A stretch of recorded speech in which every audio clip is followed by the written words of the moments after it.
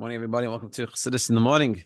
15 minutes to change our lives. Kuntres Mustafa gave tzedakah. When we give tzedakah, wherever we are, brings Mashiach closer. Also going to continue this series in honor of all the Yidden in Eretz Yisroel and all the hostages that are still unfortunately there, and the soldiers, and Yosef and Simcha. I think he's finished. If I'm not mistaken, he's out and he's coming back to America, which is great news. And we're going to focus on Adi Bas Ahuva. That Adi Bas Ahuva should be good, healthy, and safe, and recovering well. Okay. So we're going to start Perek Daled of Mammer Tes Vav. Basically, we're going to I'll start with a story. I guess we'll start with this and say a story. When we say Tehillim Shas Avarchim, we're just this week Shas Avarchim, so we say Tehillim. It's very difficult for a lot of us. I remember when I was in yeshiva. I remember for me it was very difficult. It still is. Well, I managed to do it, but it's not an easy, chick-chack thing. I remember when I was in yeshiva, was a guy said, as Baruch we try to do this, and this guy was up, crack of dawn, 6:30 he was ready. It's funny. Back then, yeshiva on a Shabbos, 6:30 was very early, but he was 6:30, if not earlier, he was saying Tehillim. And I remember coming in and seeing him, and I could tell he was putting an effort. And afternoon, he was still going at it. Remember, I was trying to inspire him. Yeah, keep on going, you're doing good. He managed to finish it. It took him 7 hours. Full day, 7 hours. Did he understand a word he was saying? No. Did he make mistakes? For sure. And it's a schlep, and it's a hassle, and it's annoying. But we managed to do it. Is that valuable? Is that worth anything? Is that good? Or what if someone knows how to daven, knows how to learn, and they get a geschmack and they get a tainug? And the question we got to ask ourselves, which one would we like to be? I think the answer would be obvious. We'd love to be the person that has a geschmack, has a tainug, that we could understand what we're saying Tehillim, and it should be meaningful. That's what we would want. What we're going to learn today, the advantages, disadvantages to each one. And another quick story before I start. I don't want to take too much time, but basically, it's one of my favorite stories. And this is you have to be mature to understand the story, but it's a very important story, and this parak talks about this a lot, so it's a good place to start.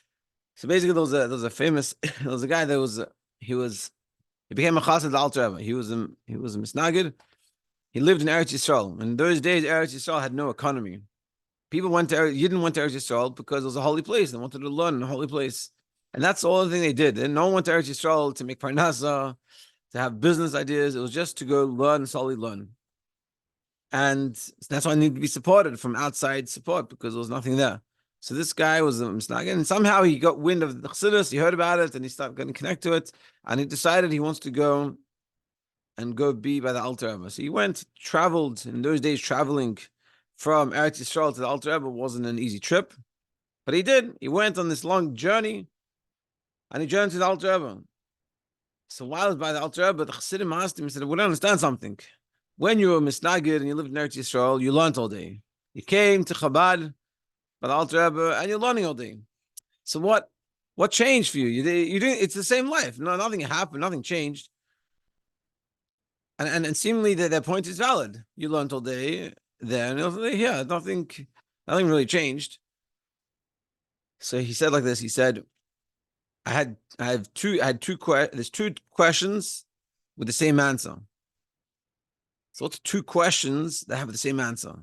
And he explained, before I came to the Alter Rebbe, I used to think to myself, I'm such a great person, I'm so holy, so amazing, such a tzaddik.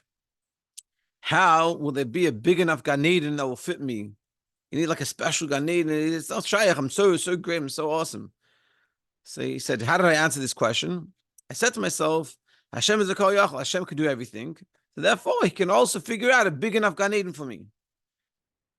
He said, then I came to Chassidus and I started to understand who I really was. I learned about my nefesh Mammer, nefesh Lakis, what does it mean to be a tzaddik? And I realized what I was actually holding. So I said to myself, how is it possible that Hashem recreates me every day and he has faith in me, even though he knows what I did yesterday. He knows how much I need to work on myself and how not where I should be holding I am. And he still does it. He's so kind. He does all these things to me. So I realized I gave the same answer. Hashem is the Kol Yachal. Hashem can do everything. So even me, he can take care of, even lowly me. And then he said, and for that, the trip was worth it. And I think it's a very important point. Meaning, and the point of the story, I'm sure there's a lot of things we can learn from it. But one of the main points that I'm learning from it and applying to this situation is that what he's saying is Chassidus made him understand who he really was, not being fake. So this is very important about being real and honest. That could be also in the negative. We shouldn't be fake in the negative that we're thinking we're much worse than what we are. But in this guy's case, he was thinking much greater than what he was. And this is what we're going to discuss today. And it's very important to be able to get ourselves to a place that we can be honest with ourselves in a real way, that we know how great we are, and we also know what needs to be fixed, and work on it. Let's see. Parak Daled. Hine mi shelem Torah v'gam Isaac ba'avoda v'leis mina ise muhu toye b'drachav v'anhagasoi l'hastik es atzmoi b'sibas hasiba v'azulas. And someone that learns a lot of Torah and also does avoda, works on themselves and davens properly and doing all the good things they're doing, living a perfect lifestyle, that we would look at them like, I wish I was like that. And every so often they make mistakes, they do things wrong, and they take those things they do wrong and they give it reasons. They justify themselves. It was my upbringing, the surroundings, my nature, things like this. This is worse. Such a person is worse. It's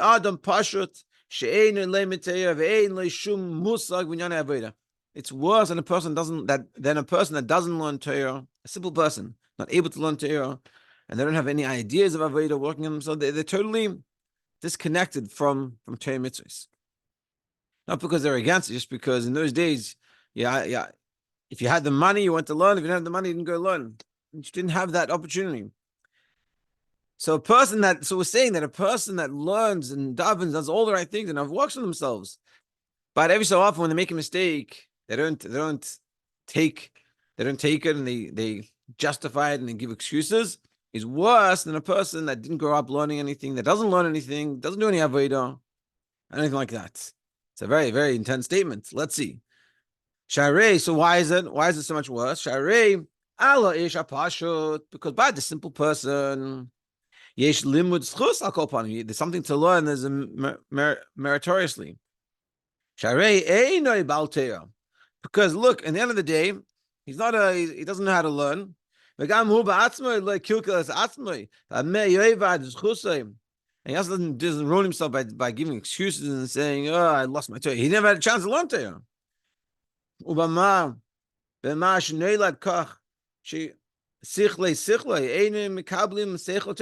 And also the fact that he doesn't have that ability to learn Torah. He wasn't brought up, he wasn't learned, he wasn't given that ability. And also, because of this, whatever they're able to do, they do. See, a simple person, he can't do much. So he learns. What do you learn? He say to him. In those days, the Alter Rebbe's time, in the Rebbe Shabbos times, there used to be a Tehillim minyan. That's all I had in America in the early days. They had in Mishnais, and people would come together and just say Tehillim. They didn't know how to learn. They didn't have time. Wasn't able to say Tehillim. Simple Tehillim. So that person that's saying Tehillim doesn't think it's a big shot. They understand who they are. They say, I'm simple. I can't learn. I'll say Tehillim. So, undas, yeah, and what can they do? Say Tehillim. So what do? They say Tehillim. Undas was ken hein in dibur and heyomaise tute, and whatever they can do in speech and action, they do. Meaning, we're talking about a person that can't learn. They don't have the brain for learning. But what they can do with dibur and maisa, with speech and action, they do. When they're open, hasiya shaloi is emit pshitus and tmimus, and the way they do it is in a simplicity. Shemispalel al derech pashut al kopanim v'emet tehillim. They daven in a very simple, earnest way, and they say Tehillim. Hagam sheni yedei pirusham, just like us. They say Tehillim, they don't know what they're saying. Like us, most of it, I don't think we understand what we're saying. At least, for sure not most of it. We just say Tehillim, we just repeat these words in Hebrew, and that's it. Lashon HaKodesh. V'shameya limud mishnayos ve'en Yankov, and he hears mishnayos and then Yaakov, which is like stories from the Gemara, or Pirkei Avos and Pirkei Avos, so to speak. What people would say is like the simple stuff. And also, what do you like? What do you want from the guy? He can't even this is maybe difficult. And then this is learning, this is like sort of, he can't do more than this. And this is just, he's listening to the shiur. He's not teaching the shiur, but you can't teach a shiur. He doesn't know it. This is that simple person. But his milo is that he's earnest. Well, be'emes, and in truth, hine levad milos hatmimus apshitus sheyesh ba'anashim pshutim, besides the mile, besides the specialness and the beauty of these simple people, that they just do this with simplicity and with earnestness. And this is an important point for us. We'll bring about it soon. Shetfilasam v'amiras tehillim hagam she'en miyedim pirusham hu b'tmimus upashtus haba mitzad ha'emunah pshuta hakuvua b'leiv kol echad miYisrael b'teva tildasei, that this davening, this learning comes with this, even though they don't understand what they're saying, comes with this simplicity and this earnestness. That's from the emunah pshuta, the simple faith that we all have, we're all born with by nature. Because of this specialness of their avodas Hashem,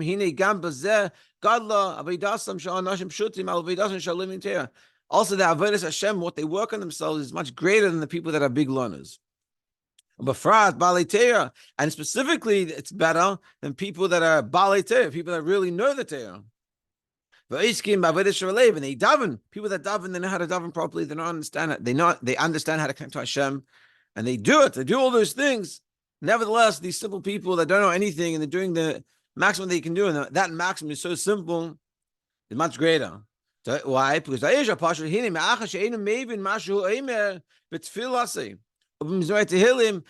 know what they're saying when they're saying Tehillim or when they're davening. They don't understand. We don't understand what we're saying. They're not getting any pleasure out of it. So it's not a geschmack. It's doing it because what Hashem wants from them to do. They have no ulterior motives. Because they don't get anything from it. It's not like they get excited, they get inspired, it changes them in any way. They don't understand anything. Because they have no pleasure. Because how can they have pleasure? Because they don't understand what it's saying. And I think this is something that we got to recognize within ourselves, that in a very many ways we are like this person. We're simple people. We're trying.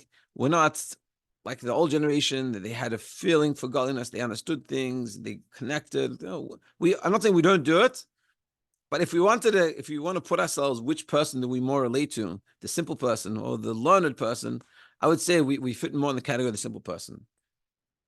And he's showing the mile of the simple person, the greatness, the specialness, the beauty of it. And when we come and we say Tehillim, and it's like, that is special. We have to appreciate that it's very special. Even though we'd love to get inspired by it, and I'm not saying we shouldn't, but we have to appreciate the specialness of what we're doing when we say Tehillim. And the fact that we don't come and say Tehillim and say, I'm such a great person, look how much Tehillim I say, because we understand that's nothing, it doesn't work that way. And this is like this person. We have to appreciate this person. And this is totally in contrast to a benteya, someone that's like a real learner. That he understands. Not just he knows this, they know what they're saying when they daven. And what they're saying when they say Tehillim.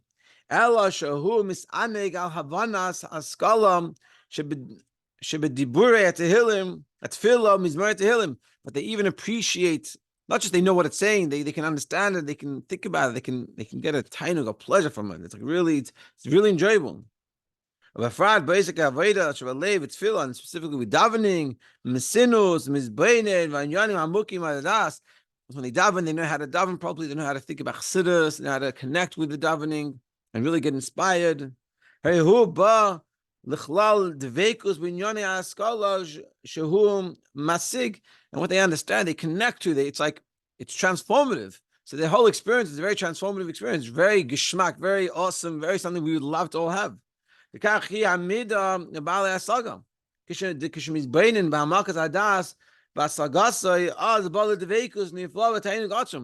because they have that knowledge, they're able to connect. So they learn it well, which is Chabad. When they learn it well, they can connect with it, and they have a feeling, and it's transformative. He says, an awesome pleasure. The chachmas adam tai panav, like it says, the wisdom of a person will make their face shine, illuminate. The ruchay teva love becomes it's geschmack to learn. It's so, it's pleasurable, just like it's pleasurable to eat and pleasurable to go whatever, do whatever. For them, it's pleasurable to learn. Al goyda yidiyase, and with their knowledge, it's like pleasurable. But tiferes lo b'bnei adam. Also, it's beautiful because I'm in front of people. I see them. Wow, look at this. Look at these people. They're diving, they're learning, and people that you look up to. It's so great. Look how good that is. You understand godliness, love. Look at that. That's cool. So they get so much pleasure, so much so much excitement of from what they're doing versus the other person that doesn't get this. The ish pashat. And we're going to have to finish it off tomorrow about the Ish Pasha. But what we're showing is that the Ish Pasha, the simple person, the beauty of it is the simplicity. And what we have to realize for ourselves, and when we do something with simplicity, and it's hard, and we push through, this has a great mila, great advantage, great specialness over someone that doesn't know, doesn't understand, it does feel good. Not saying we shouldn't have those good feelings and we should connect to it and things like this. But there's always a positive way to look at it, that even if we have that simplicity, that it's very profound. To be continued tomorrow. Have an amazing day.